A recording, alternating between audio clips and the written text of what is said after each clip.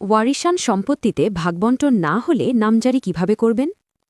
বাংলাদেশ ভূমি মন্ত্রণালয় এসব সমস্যা স্বচ্ছভাবে সমাধান করার একটি নির্দিষ্ট পদ্ধতি ঘোষণা করেছে। প্রথমত, ওয়ারিশান সম্পত্তির ক্ষেত্রে যদি ওয়ারিশরা নিজেদের মধ্যে আপোষবোধে জমি বণ্টন সম্পন্ন করতে না পারে, সেই সম্পত্তির নামজারি ছাড়া রাখা যাবে না। বণ্টন দলিল ছাড়া আলাদা আলাদাভাবে কোনো পদ্ধতিতে নামজারি করা যাবে না। যদি কেউ দলিলবিহীনভাবে নামজারি করে নেয়, তবে সেই পদ্ধতিকে অবৈধ ঘোষণা করা হবে এবং আইনের চোখে সেই ব্যক্তি দণ্ডনীয় হবেন।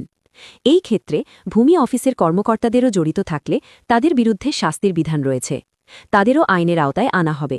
যদি এমন পরিস্থিতি দাঁড়ায় যে বণ্টন দলিল তৈরি করা সম্ভব হয় না, তাহলে প্রতিটি ওয়ারিশের নামে একটি ওয়ারিশ সনদ সংগ্রহ করতে হবে। সকল সম্পত্তির প্রযোজ্য ডকুমেন্টস সহ ভূমি অফিসে যৌথ খতিয়ানের জন্য আবেদন করতে হবে। আবেদন প্রাপ্তির পরে ভূমি কমিশনার প্রকৃত তথ্য যাচাই করে সকল ওয়ারিশের নামে যৌথ খতিয়ান ঘোষণা করার নির্দেশ দেবেন। যৌথ খতিয়ানে স্পষ্টভাবে উল্লেখ করা হবে যে কে কতটুকু সম্পত্তির মালিক।